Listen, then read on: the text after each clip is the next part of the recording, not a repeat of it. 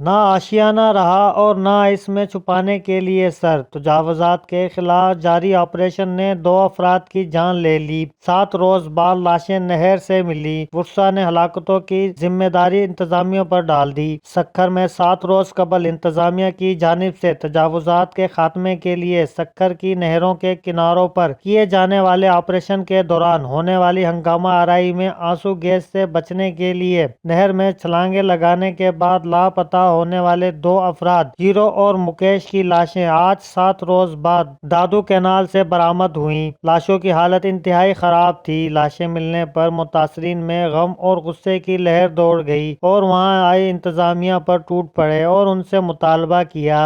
हमारा तो लाशों की सूरत में मिले। ये क्या असर है? मत मारो हमें, पत्थर मत मारो, लेकिन किसी ने हमारी नहीं सुनी सर। ये देखो पत्थर लगे हुए हैं, पुलिस ने मारे पत्थर।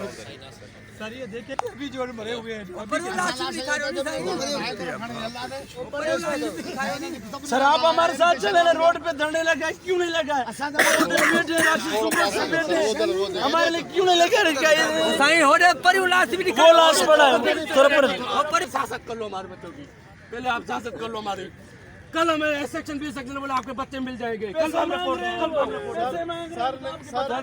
मेरे दोनों इन्वॉल्व पुलिस और एजुकेशन दोनों इन्वॉल्व है। हमारे साथ क्या है? दोनों इन्वॉल्व है, पुलिस और एजुकेशन दोनों इन्वॉल्व है। मेरे साथ कोई मदद वाला नहीं किया। जैसे एफआईआर में कभी कुछ भी नहीं थी, क्लियर साइन और हमारे बच्चे इसने करवा के इसमें मरवाया है तुझे। कोई मदद हमारे नहीं किया समझे। अब देखो लाश पे पत्थर लगे हुए, लाश पे निकाल लगे हुए अभी तक। वो चिल्ला रहे थे निकालो, हमने निकाला।